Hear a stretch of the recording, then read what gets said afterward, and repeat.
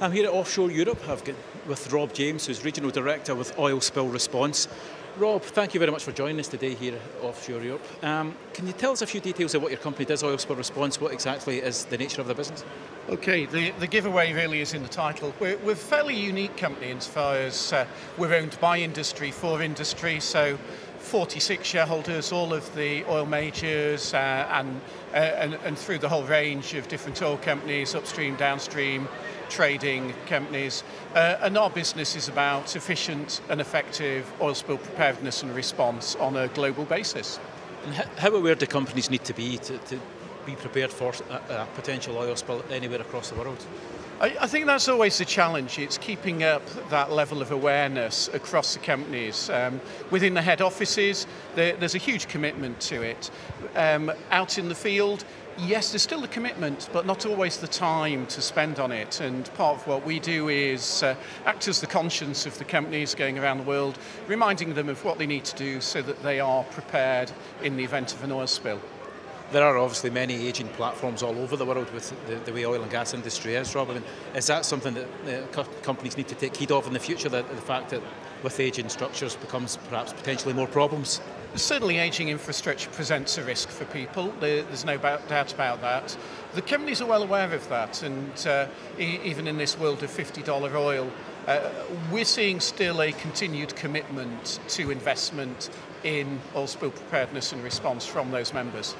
And an event like Offshore Europe, Rob, I guess it's essential. You've got a lot of people here that you can talk to at the one time, a lot of businesses from all over the world. It's a key place for you to do business. It's very important for us. There are specialist oil spill events, and they're important for us as well, but often it's the oil spill community talking to the oil spill community. This is such a wide exhibition in terms of the breadth of people that are here. We're seeing our member companies, but we're seeing suppliers, we're seeing people that can help us in what we're doing. So yeah, very important for us. And I know you've got an event tomorrow here at Offshore Europe at the Exhibition Centre. Rob, give us a few details of what's happening tomorrow? Sure, I'd really encourage people, if they can, to get across to the panel session on oil spills tomorrow afternoon.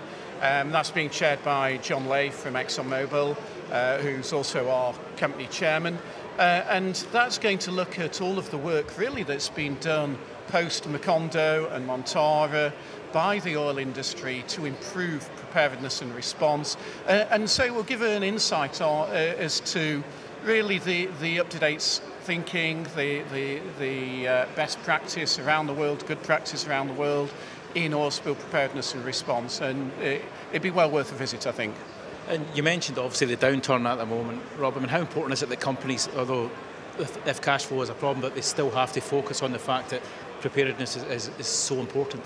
Yes, absolutely so. And generally, as I say, they are, but part of our job is just to keep nudging them along and keep seeing that people are prepared. One of the things that we'll be talking about tomorrow is how do you prepare for a major event, particularly if it involves loss of well control. The number of different assets that you have to mobilise then successfully, as BP did for the Macondo instance, is just mind-blowing. And getting your arms around how you're going to plan and prepare for that, and then testing that is part of what I'll be talking about tomorrow. That's great, Rob. Thank you very much for joining us here on OETV. Thank you. Thank you very much.